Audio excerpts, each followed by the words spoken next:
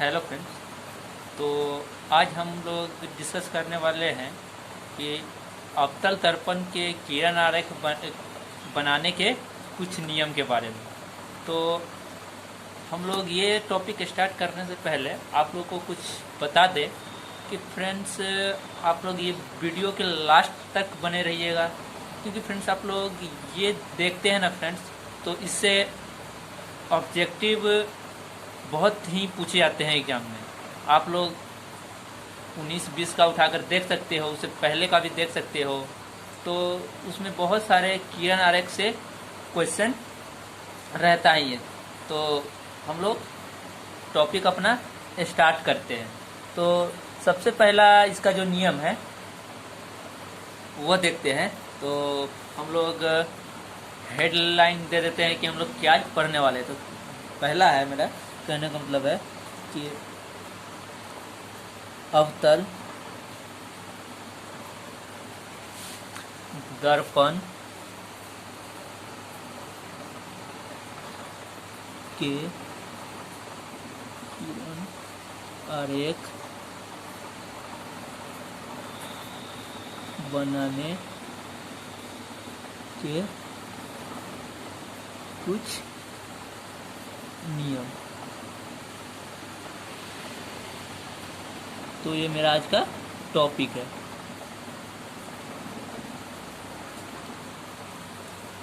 तो हम लोग सबसे पहला एक हम लोग केस लेते हैं।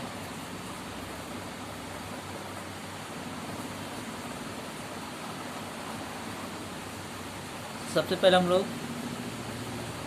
अवतल दर्पण ड्रॉ करेंगे। अवतल दर्पण ड्रॉ करेंगे तो ये जो मेरा यहाँ पे इसका जो अवतल दर्पण के मिड पॉइंट जो होता है वो मेरा क्या होता है, मुख्य अक्ष होता है, जिसे हम लोग P से डिनोट करते हैं।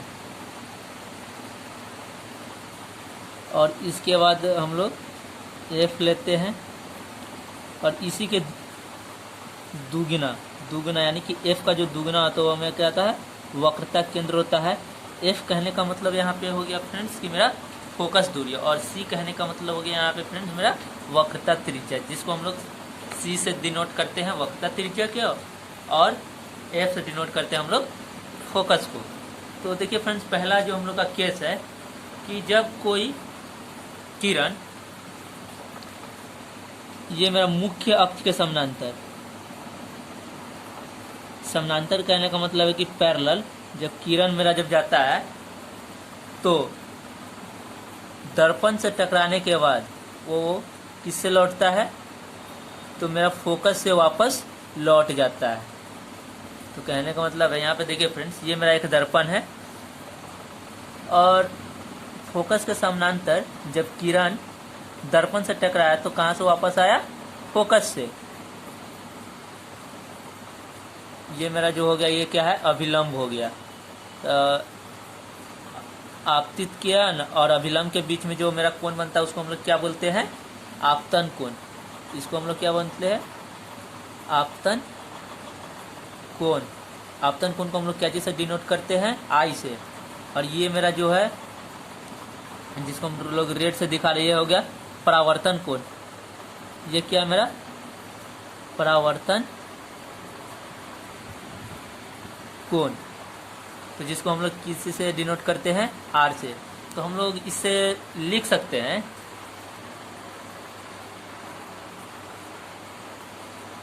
जब अवतल दर्पण के मुख्य अक्ष के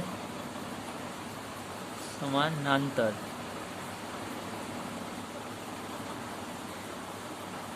किरणें दर्पण यहाँ पे दर्पण से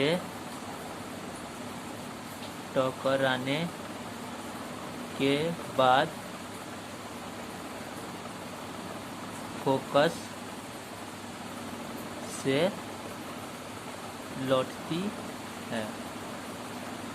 उसके बाद जो मेरा नेक्स्ट है सेकेंड, अगर कोई किरण, ऐसा भी हो सकता है कि कोई किरण अवतल दर्पण के मुख्य फोकस से जाता है दर्पण पे और टकराने के बाद कहाँ से लौटता है, तो यानी कहने का मतलब है कि मुख्य अक्ष के समानांतर हो जाता है। यानी कि सबसे पहले हम लोग एक डायग्राम के मदद से समझेंगे। यहाँ पे हम लोगों ने एक डायग्राम लिया, इसमें अवतल दर्पण बनाते हैं।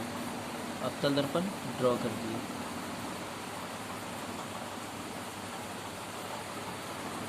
तो देखिए फ्रेंड्स, ये मेरा मुख्य अक्ष हो गया, ये मेरा फोकस हो गया और ये मेरा वक्रता त्रिज्या वक्रता केंद्र हो गया। तो जब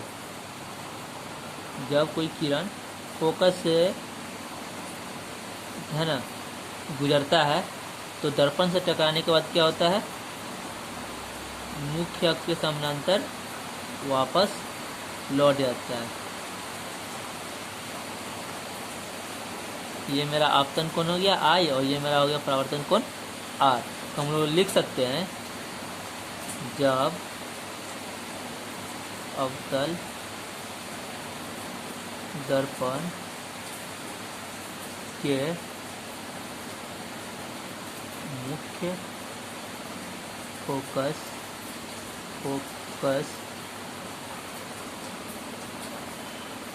यहाँ पर भी गलत लिखा गया फोकस, जब अवतल दर्पण के मुख्य फोकस से किरण गुजरती है तो वह किरण अवतल दर्पण के मुख्य अक्ष के समानांतर होकर लौटती है। और उसका जो मेरा तीसरा केस है वो देखते हैं।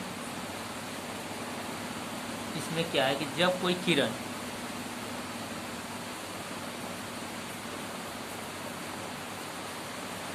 किरण अवतल दर्पण के वक्रता केंद्र से गुजरता है तो वक्रता केंद्र से ही वापस लौटता है। तो हम लोग इसको डायग्राम भी बना लेते हैं।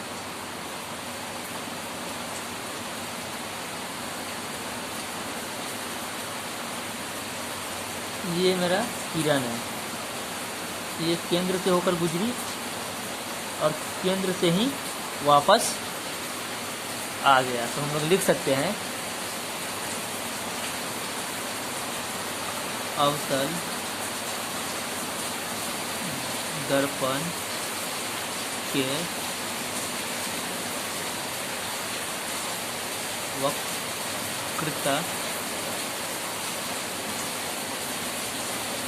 केंद्र से होकर गुजरने वाली किरण वक्रता केंद्र से वापस लौटती है। उसका मेरा ये लास्ट केस है 4। जब कोई किरण मुख्य अक्ष के तिर्यक जब दर्पण पे पड़ती है, ये मेरा मुख्य अक्ष ये फोकस हो गया,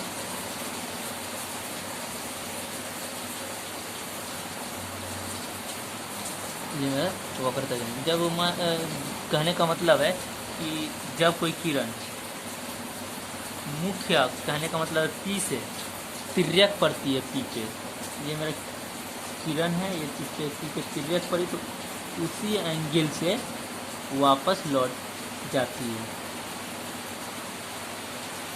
ये मेरा I हो गया और ये मेरा I हो गया। तो ये मेरा I हो गया और ये मेरा R हो गया। कहने का मतलब है कि जब कोई किरण मुख्य अक्ष के तिर्यक पड़ती है ना, मुख्य अक्ष पर जिस एंगल से टकराती है उसी एंगल से वापस लौट जाती है। तो हम लोग ऐसे लिख सकते हैं, जब अवतल दर्पण के मुख्य अक्ष के तिर्यक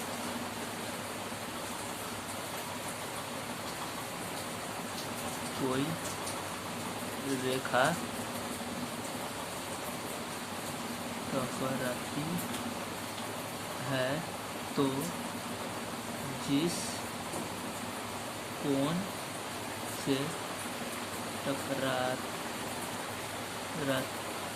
है उसी कोण से वापस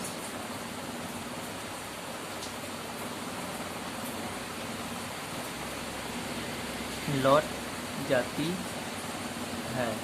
तो देखिए फ्रेंड्स, इसको एक बार और हम लोग समझ लेते हैं कि ये मेरा एक दर्पण है, अवतल दर्पण।